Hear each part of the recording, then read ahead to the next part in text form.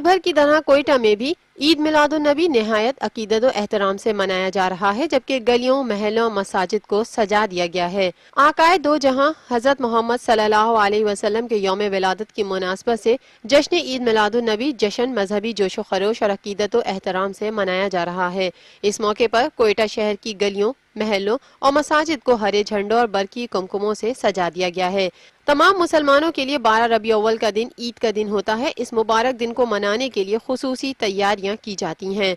मोहसिन इंसानियत हजरत मोहम्मद मुस्तफ़ा सल्लल्लाहु अलैहि वसल्लम का यौम विलादत मनाने से न सिर्फ ईमान मजीद पुख्ता होता है, बल्कि अल्लाह और उसके रसूल की खुशनुदी भी हासिल होती है।